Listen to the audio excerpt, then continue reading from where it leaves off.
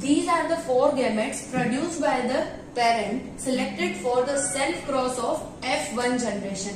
Similarly, the other parent selected for self-cross of F1 generation also produces four types of gametes, which is capital R, capital Y, capital R, small y, small r, capital Y, small r, small y. However, if you are not able to get the gametes properly, you will get wrong results. So, to get the correct gametes, you need to understand the trick behind it. It goes like one of the dominant coupled with one of the another dominant. The same dominant is coupled with the recessive. Then coming to the recessive one is coupled with dominant and the recessive one is coupled with recessive. So it goes like dominant coupled with dominant, dominant coupled with recessive, recessive coupled with dominant, recessive coupled with recessive. If you know the trick, you will get the correct gametes, and if you get the correct gametes, you can get the correct F2 generation and correct results. The selection of gametes in this generation is really very important. So this is the trick how you can get to the correct gametes. Dominant, dominant, dominant recessive, recessive dominant and recessive recessive. Pause. So for self-cross of F1 generation, we have selected the gametes capital R, capital Y, capital R, small r, capital Y and small r, small y. Same are the gametes for the other parent as well. As we were having two parents, both the parents produced four different type of gametes. So these are the gametes produced by one of the parents and these are the gametes produced by another parent. However, both the gametes produce four similar type of gametes.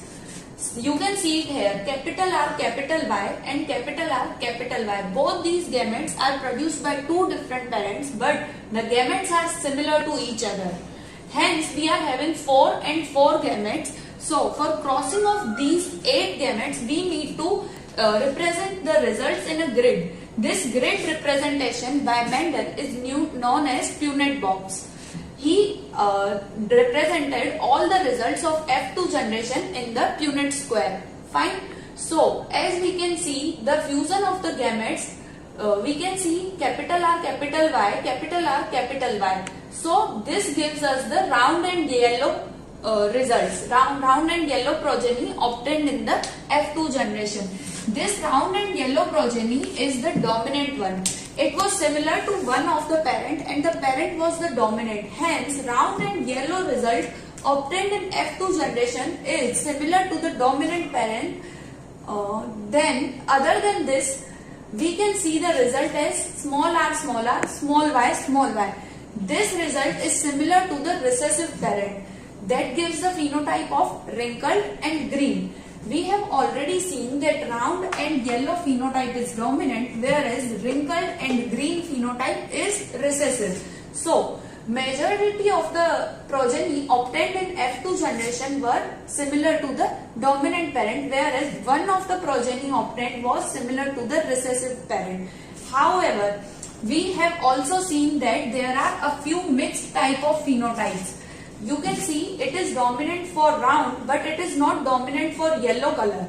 It is having green color. However, round is the character he obtained, this progeny obtained from the dominant parent whereas green trait is obtained from the recessive parent. Hence, it gives the mixed type of phenotype, round and green phenotype. Other mixed type of phenotype obtained was wrinkled and yellow. This progeny is dominant for the yellow color. However, it is not dominant for the round seed type. Hence, it is having a wrinkled seed type. So, round green seeds, wrinkled yellow seeds, these two are the phenotypes which are mixed type of phenotypes which were not seen in the parent. The parents were round yellow and wrinkled green. However, the parents produced a mixed type of phenotype which is round green, wrinkled yellow. This shows the mixed match of the characters.